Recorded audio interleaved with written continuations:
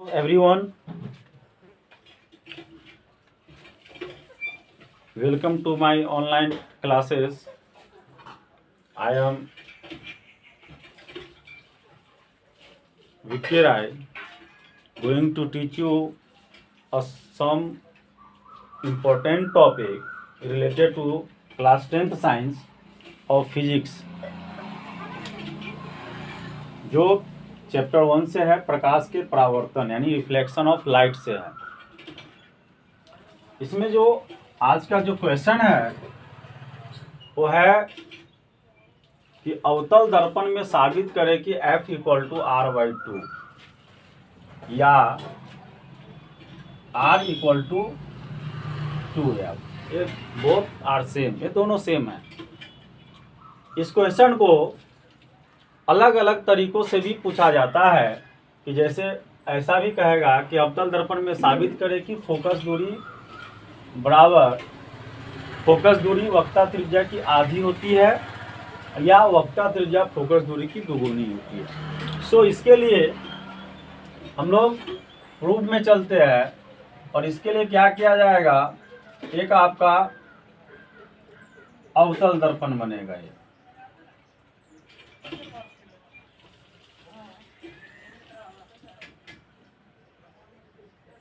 ये अवतल दर्पण हो गया।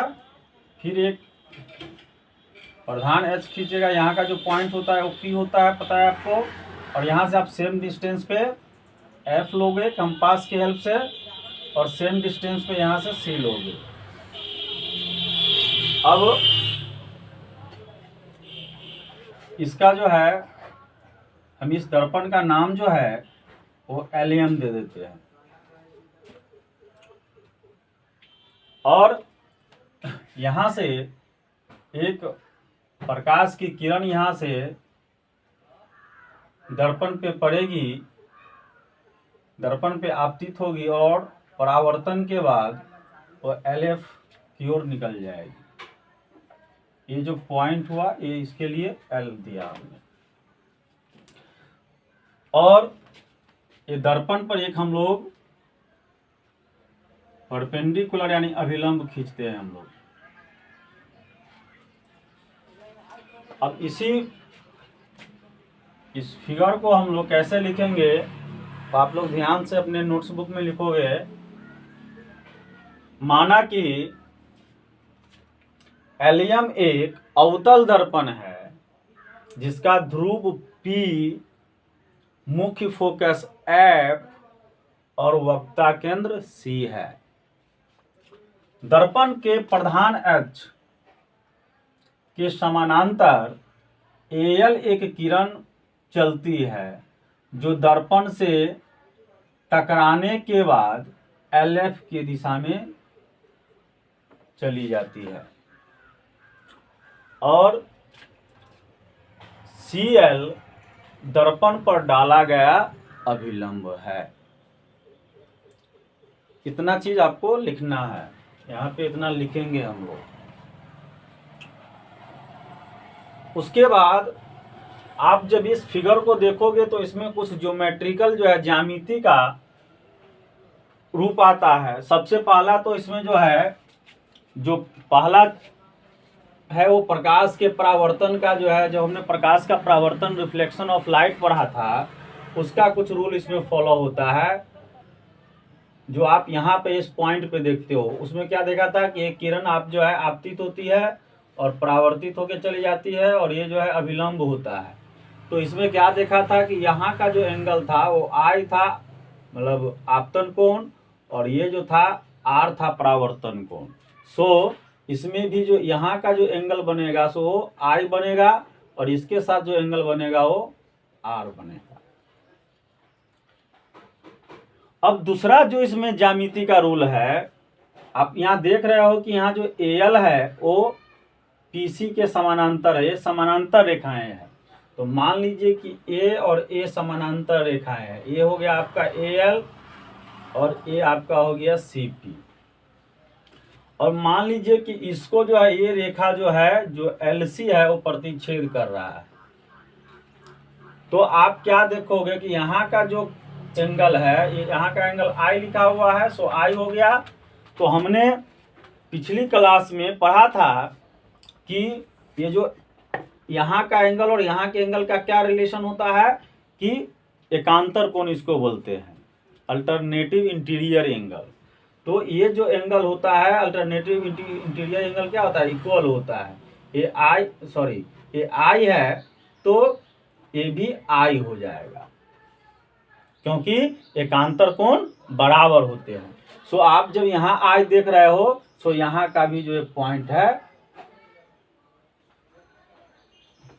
ये यहाँ भी ये आई हो जाएगा। अब हम लोग इतनी बातों को समझने के बाद हम लोग लिखेंगे अब हमने प्रकाश के परावर्तन में क्या पढ़ा था कि आपतन कोण परावर्तन कोण के बराबर होता है, यानी कि जो एंगल आई है वो एंगल आर का इक्वल होगा। एंगल आई का जो नाम है, इस एंगल का, इतना एंगल का नाम क्या देंगे, ए एल और सी। तो हम लिखेंगे angle A L C equal to angle L C F. अब ए एंगल इस एंगल का इक्वल है, सॉरी ए एंगल जो है ए आई आर के इक्वल है, तो इस एंगल का नाम हमने लिखा ए एल सी। तो इस एंगल का जो नाम है वो क्या लिखेंगे हम लोग, सी एल एफ। इस एंगल का, केवल ये एंगल का, तो एंगल सी एल एफ, इसको हम लोग इक्वेशन 1 मानते हैं।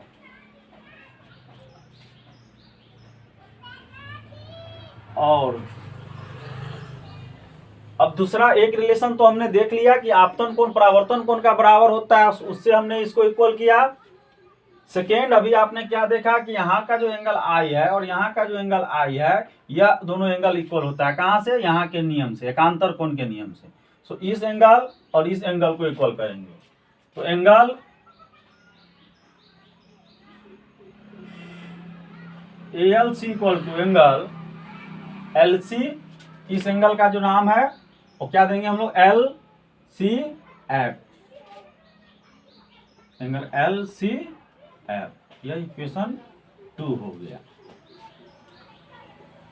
अब हम लोग क्या लिखेंगे, समीकरण 1 और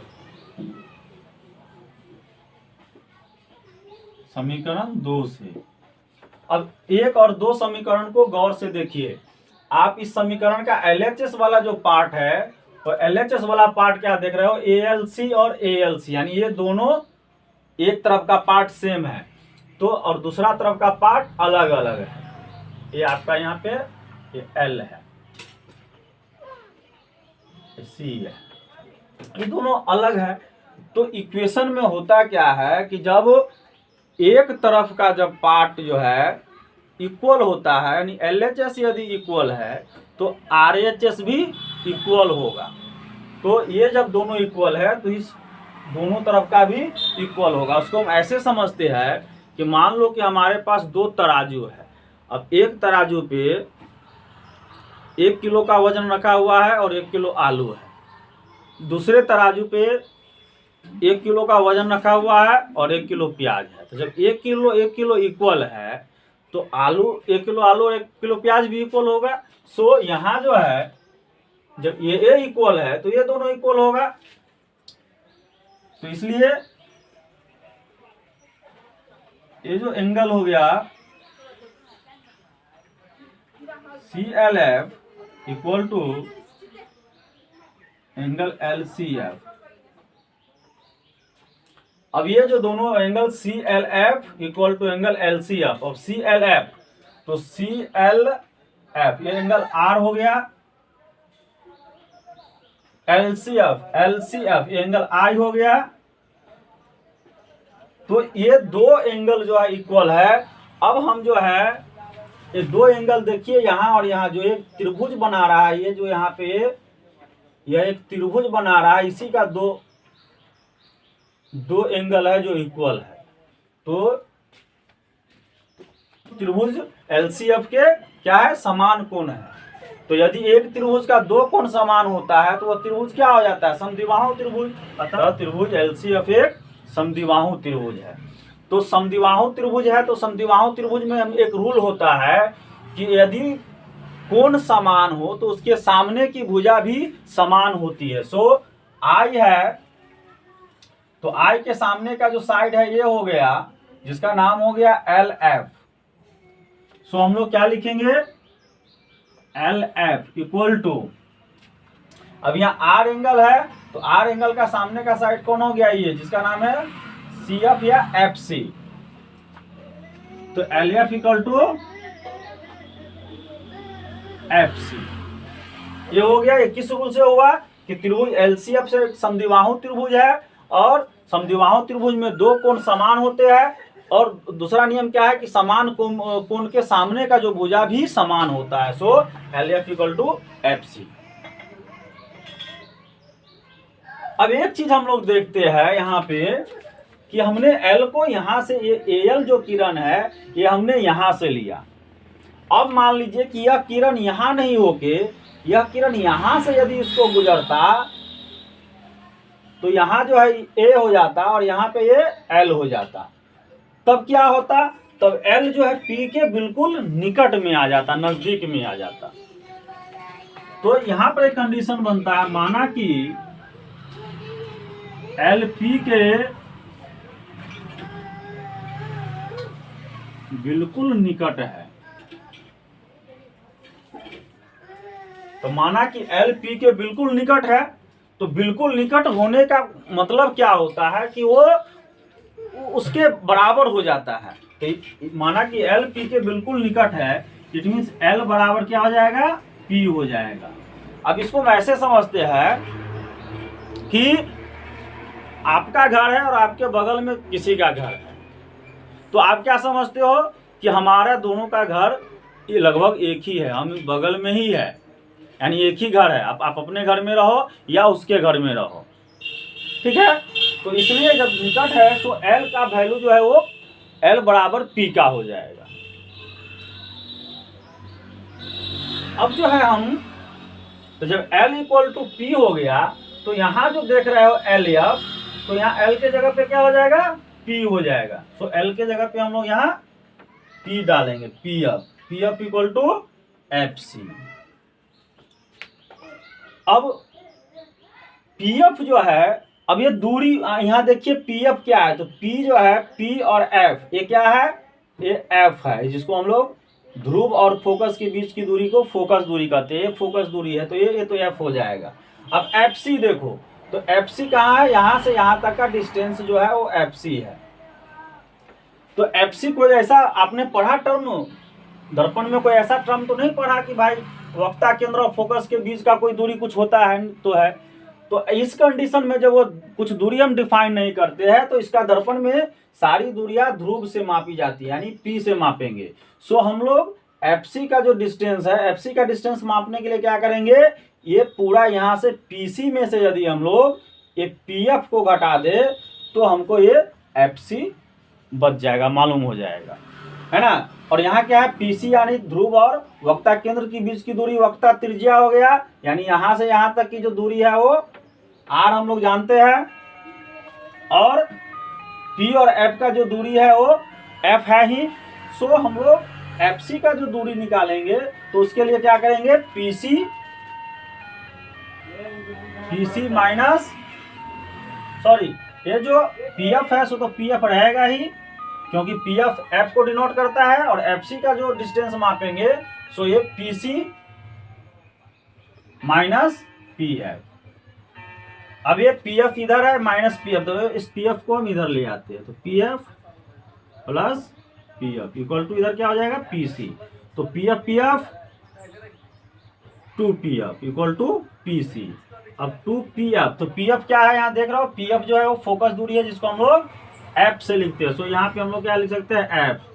और pc जो है, pc वक्ता त्रिज्या है, जिसको हम लोग r से लिखते हैं। सो ये r, तो 2f इक्वल टू r, तो f इक्वल टू क्या हो जाएगा, r/2। तो यही तो आपको प्रूव करना था। Now we come to the another question. उसमें हमने क्या साबित किया कि अवतल दर्पण में साबित करें कि f इक्वल टू r/2। अब है उत्तल दर्पण में साबित करें कि F इक्वल टू R/2 या R इक्वल टू 2F। सो इसके लिए हम लोग क्या करेंगे कि एक उत्तल दर्पण बनाएंगे। हम उत्तल दर्पण में होता क्या है कि जो अंदर का भाग होता है वो पॉलिश्ड होता है। सो हम लोग इसका प्रधान H हो गया, यहाँ पे इसका P होता है और इसका F इस तरफ होता है। ये ध्यान दीजिएगा कि जब ये P और F लेंगे और C लेंगे तो सेम डिस्टेंस पे होना चाहिए। इसको हम लोग कैंपस के हेल्प से सेम डिस्टेंस पे लेंगे। अब हम एक किरण आपतित किरण डालते हैं। अब इससे पहले क्या है, इस दर्पण का नाम हम लोग दे देते हैं। इस दर्पण का नाम आपको ये हो गया L, ये पॉइंट मान लीजिए L और M। तो Lm एक उत्तल दर्पण हो गया। अब यहाँ पे किरण होगा तो इधर तो पॉली से जाएगा नहीं, सो ये टकरा के इधर की ओर आ जाएगा। और इसका जो है यहाँ पे हम लोग एक पॉइंट ये दे देते हैं। और इस दर्पण पर एक जो है हम लोग अभिलंब खींचते हैं और इसका यहाँ पे नाम N दे देते हैं। तो ये होगा क्या, ये जो इधर का जो गया है ये आपको डैश डैश करके स्केल के हेल्प से F से मैच कर लेना है। और ये जो है ये डैश डैश करके C से इसको मीट कर लेना है। ये आपका उत्तल दर्पण का डायग्राम हो गया। अब जिस तरह से हमने अवतल दर्पण में लिखा था उसी तरह से इसमें भी आप सारी बातें लिख दोगे। माना कि एलियम एक उत्तल दर्पण है जिसका ध्रुव P, फोकस F, वक्ता केंद्र C है, दर्पण के प्रधान H के समानांतर Al एक किरण चलती है। Al एक किरण चलती है जो दर्पण से टकराने के बाद L के दिशा में चली जाती है तथा एनियल दर्पण पर डाला गया अभिलंब है। इतना आपको लिख लेना है। उसके बाद जो है अब हम आते हैं तो इसमें भी कुछ ज्योमेट्रिकल रूल होगा जो है। तो यहाँ भी आप जो देख रहे हो यहाँ का जो पार्ट है वो क्या कर रहा है, प्रकाश के परावर्तन के नियम को, यानी किरण जा रहा है लौट रहा है और ये अभिलंब डाला हुआ है, सो प्रकाश के परावर्तन के रूल को ये फॉलो कर रहा है। यानी ये A हो गया, ये जो पॉइंट L हो गया, ये K हो गया, यहाँ पे अभिलंब डाला हुआ है सो N हो गया। सो यहाँ भी क्या होगा, जो ये जो एंगल है ये एंगल इक्वल होगा, यानी angle I equal to R। So यहाँ पे जो एंगल है I और यहाँ का जो एंगल हो गया वो R हो गया। सेकेंड क्या देख रहे हो कि AL जो है AL आपका पैरेलल लाइन है इसका PC का, और इसको जो है ये जो लाइन देख रहे हो ये लाइन N और C, यानी ये जो लाइन है NC, ये जो लाइन है NC जो है इसको क्रॉस कर रही है और यहाँ का जो पॉइंट है वो L है। तो हमने जो है क्लास 9 में पढ़ा था कि यहाँ का जो एंगल होता है और यहाँ का जो एंगल होता है, इस दोनों एंगल को संगत कोण कहा जाता है। तो संगत कोण भी क्या होता है, आपस में इक्वल होता है। यानी ये कोण एंगल यहाँ पे I है, सो ये भी एंगल I हो जाएगा। सो आपने यहाँ देखा एंगल I है, सो यहाँ का एंगल I हो गया। और तीसरा रूल जो इसमें होगा वो तीसरा रूल क्या होगा कि मान लीजिए कि A लाइन और A लाइन एक दूसरे को क्रॉस कर रही है, A लाइन एक दूसरे को क्रॉस कर रही है और यहाँ का एंगल जो है ये R है, तो यहाँ का एंगल भी R हो जाएगा। क्योंकि ये जानते हो कि शीर्षाभिमुख कोण जो होता है, आमने सामने का कोण इक्वल होता है। सो यहाँ R है तो ये भी एंगल R हो जाएगा। ये समझ में आ रही है अच्छी तरह से आप लोग को? इसको समझ रहे हो आप लोग? Very good. तो अब हम लोग इस रूल को यहाँ पे चल करके देखते हैं कि ये रूल जो है क्या कह रहा है। तो इस रूल को जब आप देखोगे तो आप क्या क्या किस किस एंगल को आप इक्वल कर सकते हो। तो यहां जो है जो फर्स्ट डायग्राम है उससे जो है एंगल ALN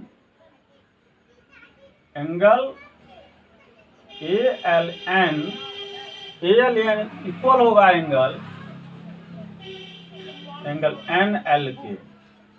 इसको इक्वेशन 1 मान लो। और ये किस नियम से हुआ? परावर्तन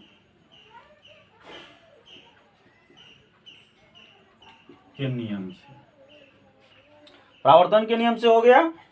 सेकेंड जो है फिर आप देखो ALN, ये I है और यहाँ पे I है, तो ALN angle ALN equal to ये जो एंगल होगा FCL या LCF, एंगल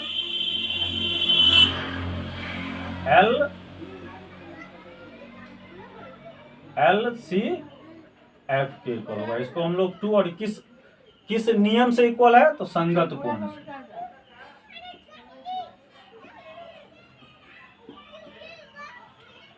ये 2 हो गया। थर्ड में जो है क्या होगा? NL के एंगल NL के जो इक्वल होगा, यानी AR है और AR है, तो किसके इक्वल होगा? FLC का, एंगल FLC का। इसको हम लोग थर्ड, ये किस रूल से हो गया? शीर्षा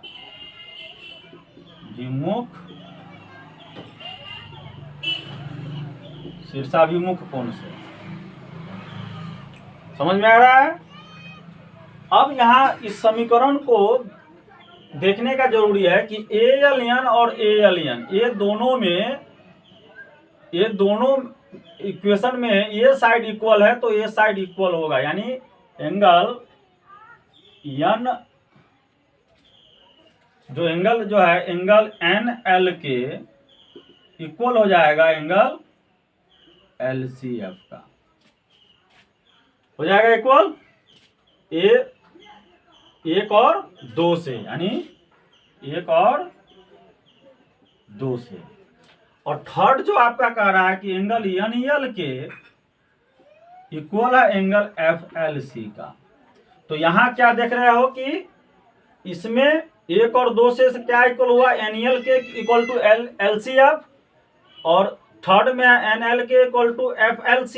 तो यहां भी देख रहे हो कि इस तरफ का ये जो दोनों पार्ट इक्वल है, सो FLC जो है ये इक्वल है, तो ये भी अपनी FLC इक्वल होगा LCF इक्वल होगा FLC का। हो गया। तो हम इतना चीज नहीं लिखेंगे, हम यहाँ पे डायरेक्ट क्या लिखेंगे? समीकरण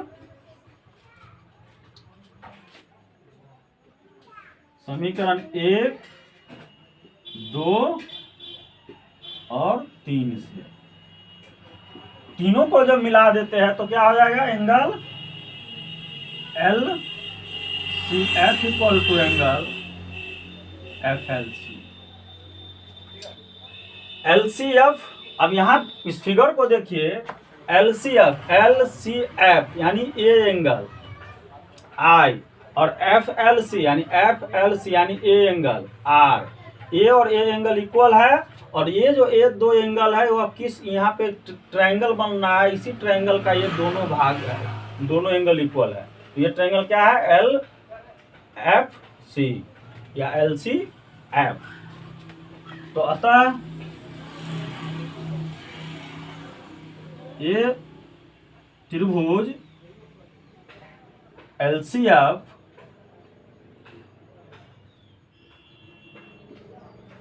के 2 बराबर कोण है,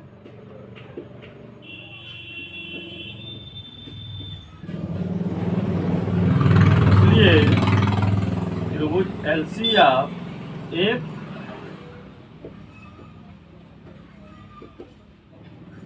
समद्विबाहु त्रिभुज है। ये LCF एक क्या हो गया? समद्विबाहु त्रिभुज हो गया।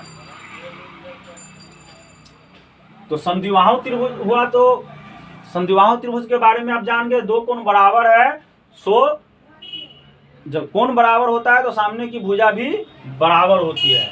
तो यहाँ जो है देख रहे हो कि LCF, तो LCF यानी ये एंगल, इस एंगल के सामने का साइड कौन है? LF। So LF equal to और LC, तो FLC, इसके सामने का भुजा कौन है? FC। So LF equal to क्या हो जाएगा? FC हो जाएगा। अब यहां भी अब हम लोग मान लेते हैं, माना कि LP के बिल्कुल निकट है।